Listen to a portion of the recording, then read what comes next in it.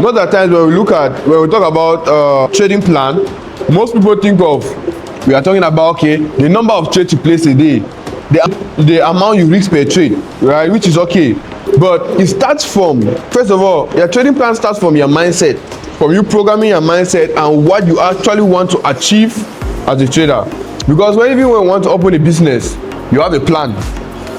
When you have that plan, you know what you want to achieve in that business in the long run, right? So it does not come down to the risks involved in the business. It starts from the plan you have for the business, you get. So that's why we have to start with you actually figuring out your goal. So the first point there is your goal, and the goal, your trading goal has 3 points, right? The first one is why you are trading forex. The second one is your daily, weekly, monthly profit target, and the third one, realistic timeline for growth. The second point we have now, your trading style, right? That's under your trading plan. So you follow this same format to actually come up with your trading plan. So now I'll check the trading plans tomorrow instead, right? So the second point we have your trading style, right? Are you a scalper? Are you a day trader? Are you a swing trader? Are you a position trader or long-term trader, right? So scalpers, short-term traders, that's quick profit. You get in, get out within 1 minute, sometimes even within seconds, within few minutes, right? You are a scalper, you get in, you get out. Day trader enters and exit trade within the day, right?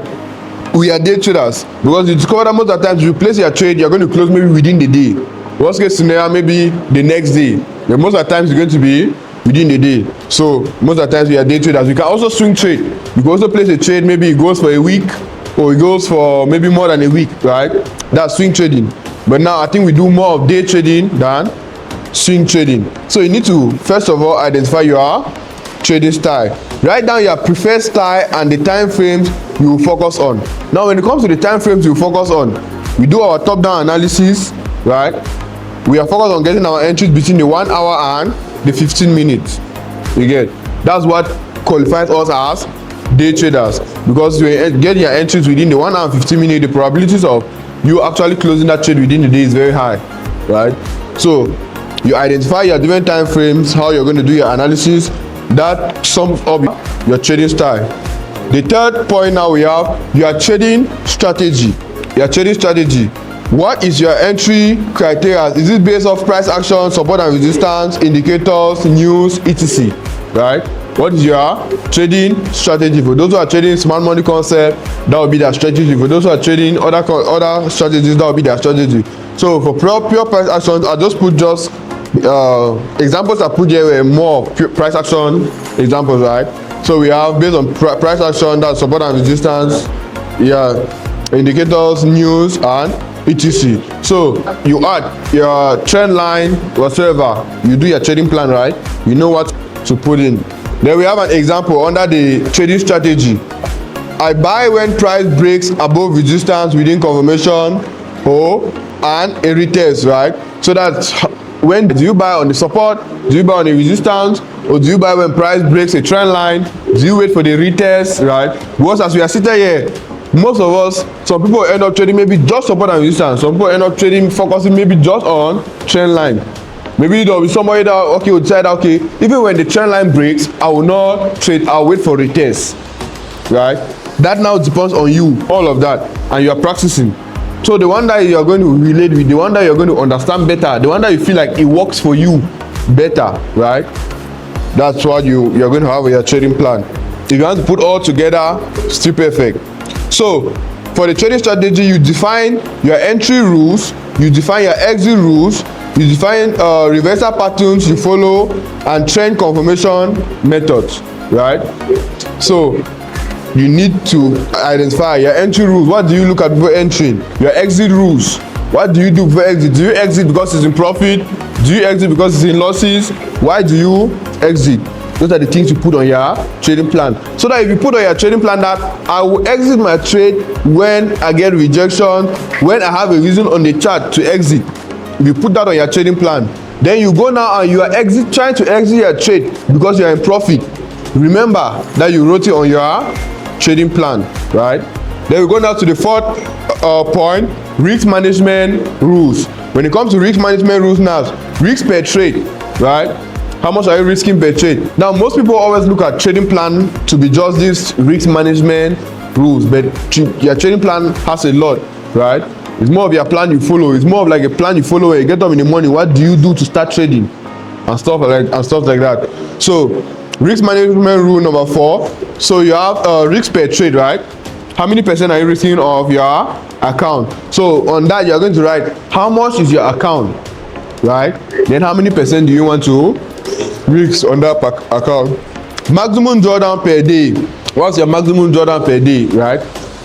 If you get to this particular drawdown per day, I stop and come back the next day. Stop if I am down a particular percentage. Stop if you are down maybe 5%. Stop if you are down maybe 3%. For a prop firm, we are not done prop firm. Okay, after this we'll get to prop firm. But for a prop firm, most of the time you stop when you are down maybe 2% or 3%, because the maximum daily drawdown for prop firm is 5%, right? So you need to, this things have to be different. It's going to be different from if it was your personal account. Your lot size rules, your SL and your take profit, your risk to reward ratio, right? Always M1 is to 2 and above, right? So those are the things that comprises of the risk management rules under trading plan. I'll take it over your risk per trade, your maximum drawdown per day, per week, your lot size rules, your stop loss and take profit rules, your risk to reward ratio. Trading schedule, right? Your trading schedule now has to do with when do you trade, right? Which session do you trade? What session will you trade? London session, New York session, Tokyo session. Now this is still going to depend on your personal activities, right? You might be busy during the day and you decide to trade in the morning. You decide to trade London session. You might be busy in the morning and you decide, okay, I'll be trading mostly during New York session. First, personally for me, when I was just trading, I was not teaching anybody here, there was no academy. I used to trade mostly London session. Because if I get up in the morning, I don't have anything to do. So all I have to do is be on my chart and analyze, and I will always have my points within London session. Now when the academy came up and everything, I have to get up in the morning, I have to go to class and stuff like that. I realized now that I was trading more of the New York session, right? So it's adjustable depending on when you can be available. If you are a beginner and you have nothing doing, like you have nothing extra doing aside from trading, then all the sessions you should be on your chart, both London and New York session. You give yourself more chart time. Now when it comes to if you're full-time trader, you don't have any other thing doing, being on your chart from London session to New York session to even Tokyo session, there's no problem. The problem comes in when you are placing trades here and there on all of those sessions, right? Because analyzing the trade and placing trade is different from just monitoring and understanding what is happening in the market in the different sessions. So when I say spend more chart time if you have the time, it's not like you should place trades, right? But you should observe what happened in London session, what happened in New York session, and how is the market responding to the Tokyo session. Like try to observe and know the differences, you get. And as you spend more chart time, you get familiar with the chart. The truth about it is that anything you focus on and look at it daily, you will become the master of that thing. No matter what, you become the master of it. So you just need to put in the time, and that's why I recommend the chart time. Because some people obviously say don't overtrade, don't spend much time on the chart, because it might lead you to taking unnecessary trades. Yeah, and that's the disadvantage when you want to really spend more chart time. But then spending chart time is important. So if you can be disciplined, then there's no reason for you to avoid spending that chart time. Then we have the seed point psychology checklist, right? To check your psychology, make sure that you're intact, make sure that you're not over trading, make sure that you're not revenge trading and stuff like that. So we have only trade when you are calm and focused. That's the first thing. Only trade when you are calm and focused. Avoid trading after big losses or big wins. Why? After big losses, what happens? Revenge, right? After big wins, what happens? Overconfidence, right? So avoid trading after big wins or big losses. And to cut this short, have a particular number of trades you place per day. You get? That's the solution to this. Have a particular number of trades you place per day and have it on your trading plan, so you don't get to overtrade because of revenge or because of overconfidence. No revenge trading And lastly, journal your feelings before and after the trade, right? When you're taking that trade, how do you feel? And placing that trade, how do you feel? That is why you need to have, like I say, you need to have like a ledger like that. I've gone to Douala, I've forgotten mine. You need to have like a ledger like that. That ledger is more of like a record. It's more of like you keeping track, right? The trades I took today, if I took 2 trades today, I write the 2 trades. You know, you have to trade. You have a lot to comment about that trade. Why you took the trade, your entries. If you made a mistake on that trade, it has to be under, right? So you actually like journal yourself. You journal yourself. You know that, okay, I took this trade today. I took this one, and this is how I was feeling when I took the trade. And after I took the trade, it was a loss or a win. How you feel? You journal them down. That is you studying yourself. That's you trying to build that trading mindset. You get. So it's not going to be easy. It's not like you just leave from here, you just go and play some trade and you just know. You don't, in trading don't need careless people, right? Trading need people that are focused. Like you determine, you are what you do. Yeah, you are consistent. You are trying to, you are engaged into what you are doing, right? You want to look at, what is happening on this trade today. Okay, if you come back today, if you want to play the trade today, you look at the trades for yesterday, right? What mistake did I make yesterday? And you only come back to your brain when you recorded. You can just maybe swipe, go back to the previous page. You are going to see the trades you took yesterday and the mistakes you did yesterday. Then number 7, we have trade journal. Trade journal. Keep track and exit, right? Keeping track of exit, entry and exit. Like I say about the journal, right? You keep track of your entry and exit, why you took the trade, right? Why you took the trade, the outcome of the trade. Was it positive? Was it negative? And how do you feel about that? Mistakes made on that particular trade, right? You journal the mistakes. Lesson learned on that particular trade. If there's a mistake, then there's a lesson to be learned, right? So the mistake is only going to be a lesson when you actually figure out, okay, this was a mistake, and learn from that mistake. So you journal the lesson learned. This helps you improve faster and see patterns in your trading behavior. Now the truth about it is that when you record like this just for 1 month, when you keep your journal just for 1 month, you are going to look at how you improve. The first day right to the last day. I bet you try to journal yourself for 1 month straight. All your trades you journal.